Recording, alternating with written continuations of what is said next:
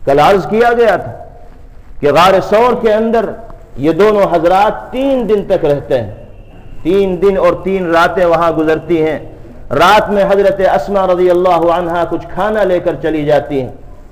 اور حضرت ابو بکر رضی اللہ تعالی عنہ کے صاحبزادے بھی جاتے ہیں۔ دن بھر جو قریش میں گفتگو ہوتی ہے ان کے احوال بیان کرتے ہیں اور صبح سے پہلے واپس آ جاتے ہیں۔ عامر ابن فہیرہ جو ابو بکر رضی اللہ تعالی عنہ کے آزاد کردہ غلام ہیں، وہ بھی رات میں اپنی بکریوں کو لے کر وہاں پہنچتے ہیں، جناب رسول اللہ صلی اللہ علیہ وسلم کو اور حضرت ابو بکر رضی اللہ عنہ کو سیراب کرتے ہیں اور واپس آ جاتے ہیں۔ کن حالات میں حضرت ابو بکر رضی اللہ عنہ نے جناب رسول اللہ صلی اللہ علیہ وسلم کے ساتھ یہ راتیں اور یہ دن گزارے ہیں، کل اس کو بیان کیا جا چکا ہے۔ کیا منظر ہوگا اور کیا کیفیت ہوگی، دشمنوں کے سائے اور نرغے میں یہ دونوں حضرات غار ثور کے اندر اپنے ایام گزار رہے ہیں۔ یہی وجہ ہے کہ حضرت عمر فاروق رضی اللہ تعالی عنہ یہ آرزو کیا کرتے تھے، تمنا کیا کرتے تھے، اور حضرت ابو بکر رضی اللہ تعالی عنہ سے یہ درخواست کرتے تھے کہ ابو بکر، وہ ایک رات جو تم نے غار ثور میں جناب رسول اللہ صلی اللہ علیہ وسلم کے ساتھ گزاری ہے، اس ایک رات کا ثواب مجھے دے دو اور میری ساری زندگی کی نیکیاں تم لے جاؤ، اس سے اچھا سودا میری نگاہ میں کوئی دوسرا نہیں۔ گویا کہ حضرت ابو بکر رضی اللہ تعالی عنہ کی اس ایک رات کو، جو 3 راتوں میں سے صرف ایک رات کو حضرت عمر رضی اللہ تعالی عنہ اپنی تمام نیکیوں کے اوپر بھاری بتا رہے ہیں۔ یہ مقام اللہ تعالی نے حضرت ابو بکر رضی اللہ تعالی عنہ کو دیا تھا، یہ شرافت اور یہ عظمت عطا کی تھی۔ اور میں نے کل عرض کیا تھا کہ آیات قرآنیہ سے حضرت ابو بکر رضی اللہ تعالی عنہ کی صحابیت،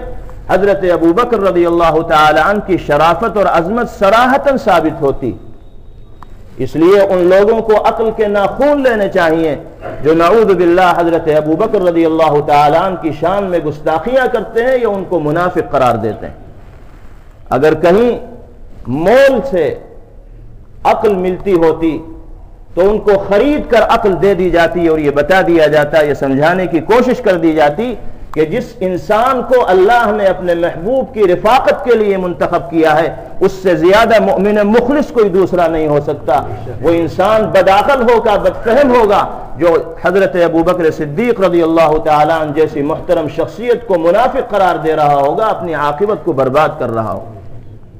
اس لیے ہمیں یہ عقیدہ رکھنا ہے کہ حضرات انبیاء کرام علیہم الصلوات والتسلیم کے بعد سب سے زیادہ محترم، مقدس اور برگزیدہ جماعت حضرات صحابہ کرام رضوان اللہ تعالی علیہم اجمعین کی ہے، اور صحابہ میں بھی سر فہرست حضرت ابو بکر صدیق رضی اللہ تعالی عنہ ہے، پھر حضرت عمر فاروق رضی اللہ تعالی عنہ ہے، پھر حضرت عثمان غنی رضی اللہ تعالی عنہ ہے، پھر حضرت علی ابن ابی طالب رضی اللہ تعالی عنہ ہے، پھر دیگر عشر مبشرہ اور دیگر صحابہ ہیں۔ ترتیب کے اعتبار سے یہ عقیدہ ہر ایمان والے کو جو اہل سنت والجماعت سے اپنا رشتہ جوڑتا ہو رکھنا ضروری ہے۔ اللہ تعالی ہم سب کو اسی عقیدے کا حامل بنائے اور ان لوگوں سے ہماری حفاظت فرمائے جو حضرات صحابہ کی شان میں گستاخیاں کرنے والے ہیں۔ غرض ہے کہ جناب رسول اللہ صلی اللہ تعالی علیہ وسلم اپنے یار غار کے ساتھ 3 دن اور 3 راتیں گزارنے کے بعد چوتھے دن غار ثور سے نکلتے ہیں۔ عبداللہ ابن اریق الدولی، جن کو اونٹنیاں دے دی گئی تھیں اور یہ سمجھا دیا گیا تھا کہ 3 دن کے بعد فلاں جگہ تمہیں آ جانا ہے، انہوں نے بھی ابھی اسلام قبول نہیں کیا تھا۔ جب 3 دن گزر گئے تو عبداللہ ابن اریق الدولی وہ اونٹنیاں لے کر غار ثور کے قریب پہنچ گئے۔ نبی کریم علیہ الصلاۃ والسلام اور حضرت ابو بکر صدیق رضی اللہ تعالیٰ عنہ اونٹنی پر سوار ہوئے اور مدینہ کی طرف روانہ ہو گئے، چل پڑے۔ مدینے کا جو راستہ عبداللہ ابن اریقط نے طے کیا تھا وہ معروف و مشہور راستہ نہیں تھا، بلکہ غیر معروف راستے سے عبداللہ ابن اریقط ان لوگوں کو لے کر جا رہے تھے، کیونکہ معروف راستے میں پیغمبر علیہ الصلاۃ والسلام کو تلاش کرنا ممکن تھا۔ مدینہ کے بالکل برعکس جو یمن کا راستہ تھا، پہلے آپ کو یمن کے راستے پر وہ لے گئے، اور غار ثور بھی یمن کے راستے ہی پر واقع ہے۔ پھر یمن کے راستے سے ساحل پر کنارے کنارے پیغمبر علیہ الصلاۃ والسلام کو دور کے راستے سے عبداللہ ابن اریقط مدینہ منورہ کی طرف لے جا رہے ہیں۔ راستے میں سراقہ ابن مالک نے آپ کا پیچھا کیا تھا اور اس کا کیا حشر ہوا تھا، اور پھر اس نے پیغمبر علیہ الصلاۃ والسلام سے امان کو کس طرح طلب کیا تھا، اس کو بیان کیا جا چکا ہے۔ راستے میں ایک واقعہ اور پیش آیا۔ مدینہ کے راستے میں ایک بڑی مہمان نواز عورت رہا کرتی تھی جس کا نام ام معبد تھا۔ اس عورت کا مشغلہ یہ تھا کہ جو قافلہ بھی مکہ سے مدینہ جایا کرتا تھا اس قافلے کی یہ ضیافت کیا کرتی تھی، میزبانی کیا کرتی تھی۔ نبی کریم علیہ الصلاۃ والسلام کا جب قافلہ ام معبد کے خیمے کے سامنے سے گزرا تو پیغمبر علیہ الصلاۃ والسلام اس کے خیمے کے پاس گئے اور ام معبد سے یہ کہا کہ اگر تمہارے پاس گوشت ہو اور دودھ ہو تو ہمیں بیچ دو، فروخت کر دو، ہمیں گوشت کی بھی ضرورت ہے، دودھ کی بھی ضرورت ہے۔ ام معبد نے کہا کہ زمانہ قحط سالی کا ہے، نہ ہمارے پاس گوشت ہے اور نہ ہمارے پاس دودھ ہے،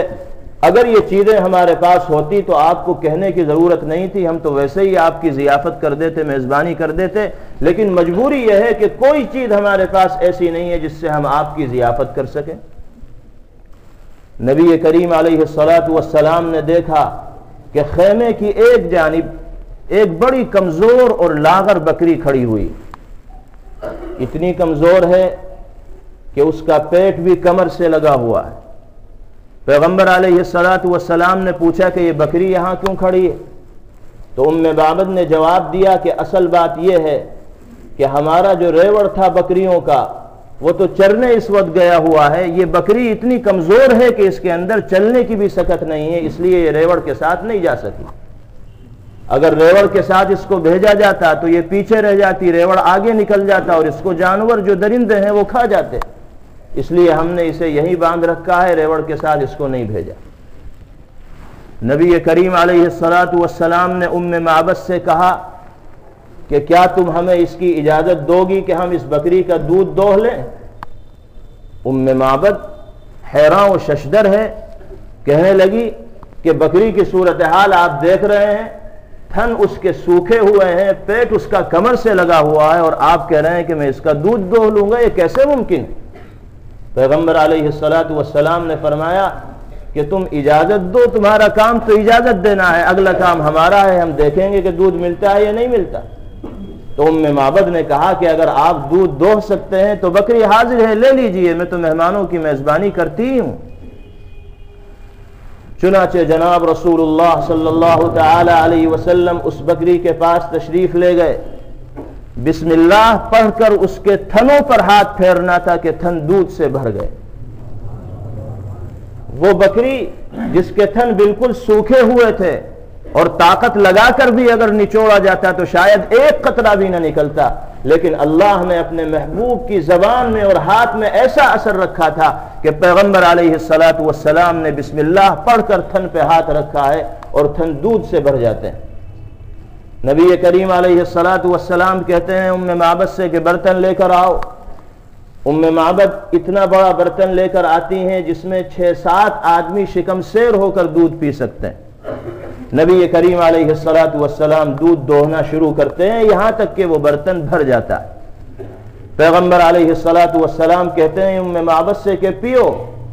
دودھ پیو، اپنے بچوں کو پلاؤ اور اپنی ضرورت پوری کرو۔ چنانچہ وہ دودھ پی لیا جاتا ہے، ختم ہو جاتا ہے۔ اس کے بعد پھر جناب رسول اللہ صلی اللہ علیہ وسلم اسی بکری سے دودھ نکالتے ہیں، اسی برتن کے اندر دوبارہ بھی برتن بھر جاتا ہے۔ اب نبی کریم علیہ الصلاۃ والسلام کہتے ہیں ام معبد سے کہ ہمارے جو ساتھی ہیں ان کو پلا دو اور جو تمہارے اعزاء اقرباء ہیں ان کے یہاں تقسیم کر دو۔ چنانچہ ام معبد اس دودھ کو تقسیم کر دیتی ہیں، برتن خالی ہو جاتا ہے۔ جناب رسول اللہ صلی اللہ علیہ وسلم پھر دودھ دوہنا شروع کر دیتے ہیں تو پھر برتن بھر جاتا ہے۔ اس مرتبہ نبی کریم علیہ الصلاۃ والسلام خود سیراب ہوتے ہیں اور جو دودھ بچ جاتا ہے وہ ام معبد کے حوالے کر دیتے ہیں۔ ام معبد تو جناب رسول اللہ صلی اللہ علیہ وسلم کے اس معجزے کو دیکھ کر